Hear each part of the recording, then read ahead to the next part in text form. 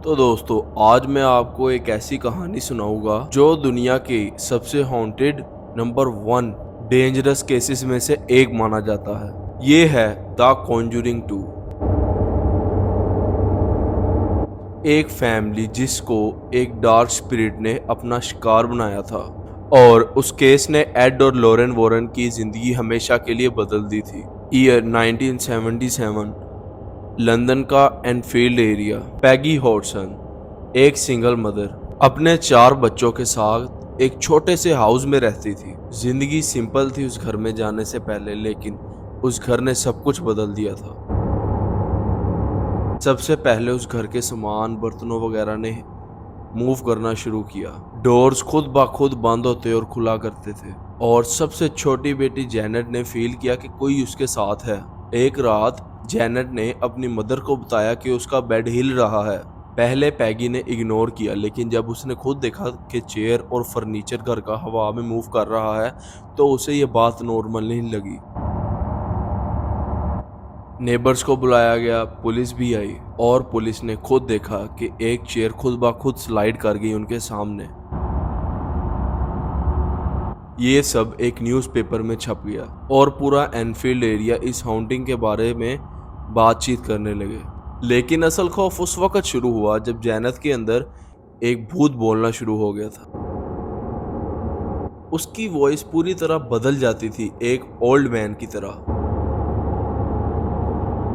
वो कहता था, my name is bill Wilkins and this is my house. Family को समझ नहीं आया कि एक 11 साल की बच्ची इतनी डीप वॉइस में कैसे बोल सकती है। जैनेट के साथ इतनी ज्यादा सुपरनेचुरल चीजें होना शुरू हो गई थी कि वो कभी कभी खुद फ्लाई करके रूम के कॉर्नर में जाके गिरती थी। मीडिया, चर्च और पैरानॉर्मल रिसर्चर्स के प्रेशर के बाद फाइनली बुलाया गया एड और लॉरेन वॉरेन को। उन्होंने उस फैमिली के साथ मिलकर इन्वेस्टिगेशन स्टार्ट की। लॉरेन को फौरन फील हुआ कि वहां पे एक डार्क प्रेजेंस है, लेकिन जैसे जैसे वो और इस केस के डीप चलते गए वैसे वैसे उन्हें और चीजें समझ आती कि क्योंकि ये एक नॉर्मल हॉन्टिंग केस नहीं था।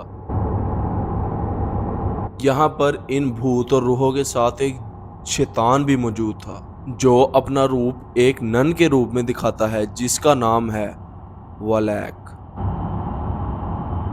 लॉरेन को बार बार एक विजन आने लगा, एक खौफनाक नन जो एड और लॉरेन को मारने की कोशिश करती है।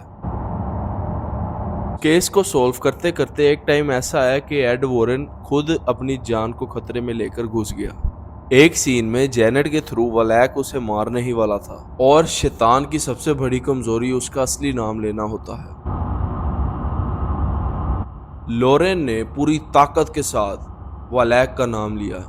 जैसे ही उसने वो नाम 3 बार लिया वैसे ही शैतान कमजोर होता चला गया और फाइनली उसकी पावर टूट गई और उस घर में सिर्फ वलैक नहीं, बिल विल्किंस था और द क्रोकेड मैन भी था।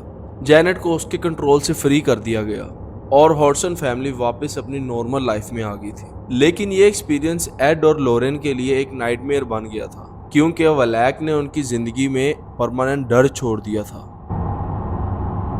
तो दोस्तों ये थी द कॉन्जरिंग 2 की हॉरिफाइंग और रियल स्टोरी। सोचिए अगर एक शैतान अपने नाम लेने से खत्म हो जाता है तो उसके पीछे कितना भयानक राज होगा।